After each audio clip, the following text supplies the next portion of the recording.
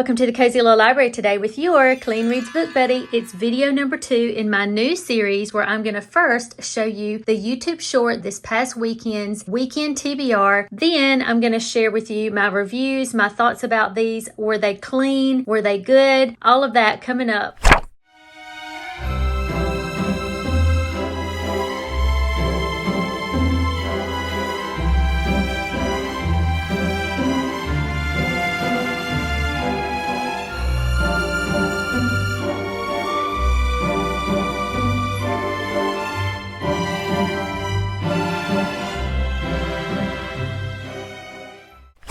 The Duke's Diary by Ashtyn Newbold was the very first one for the weekend. This is a clean Regency romance. It is book number 2 in the Newbold Charades series. I'll show you book number 1. And just because the covers are so cute, let's see book number 3.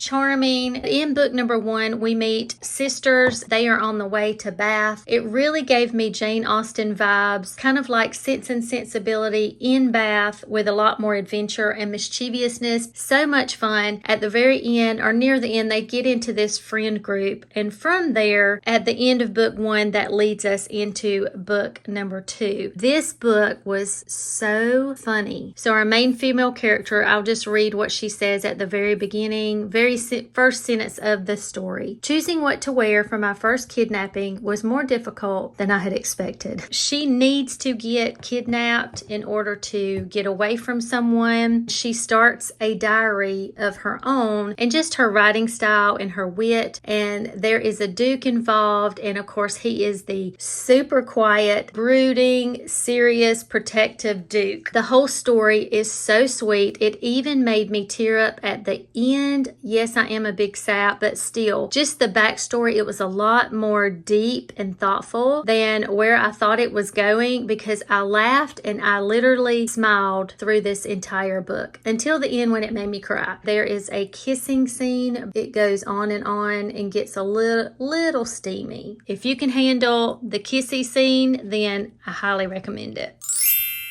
Book number 2 for the weekend was Dawn at Emberwilde by Sarah E. Ladd. It is a Christian historical fiction. Sarah E. Ladd is one of my favorite authors. This is book number 2 in the Treasures of Surrey series. This is book number 1, The Curiosity Keeper, which I recently read and loved, and I have book number 2, Dawn at Emberwilde, on the way, the physical copy used, so it takes a while. So I jumped on the apps and I found the ebook and the audiobook for free because these are older books. But the connection is book number 1, our main female character. She goes to visit a girls' school, and book number 2 is that one of the girls in that school, she gets a little bit older, and book 2 is her story. When the story starts, our main female character she has grown up in that school, and then she has been there so long that she now works in the school. She gets a letter from a long lost aunt and uncle who are wealthy, and they say, "Oh, we just found out about your father passing. Please come and live at our estate." She really doesn't have a choice because the schoolmaster there pretty much makes her go. And so she's very resourceful. She has a younger sister. Right away, they're in the carriage. They're on the way to this estate. Emberwilde is a forest. And if you know anything about me, I love a forest story where there's mysterious things going on in the trees, in the woods, as long as it doesn't get too gritty or anything. The locals call the Emberwilde forest, they call it the Black Forest, because a lot of them are believing superstition about fairies being in the woods and ghosts and that kind of thing. One of the maids that help her to her room starts telling her about this legend about the ghost and fairies, and how her window is actually, she goes to open it and it's actually nailed shut because they think the ghost and the fairies can come in the windows. It's squeaky clean romance. There's just the tiniest bit of romance, a lot of adventure, I will say that. But one of the best things about this story to me was the great hero. And you don't hear me saying that a whole lot. Instead of where a lot of people in this story are so motivated by money and opportunity and getting ahead, most of them in a very bad way, he was all about justice. And I love that. Just a great hero. Love this so much. The only triggers, there's fighting, there's a little boxing and stuff. stuff. Highly recommend this book. And book number 3 for the weekend, Valley of Dragons by Christina Baehr. I have not finished this book yet. I am buddy reading this with Miriam, and while we did start this weekend, we haven't finished. I forgot how long this book is. This is longer than any of the others in the series. We've had a really good time reading the prior 4 books. This is Christian fantasy, and fantasy is not something that I typically reach for,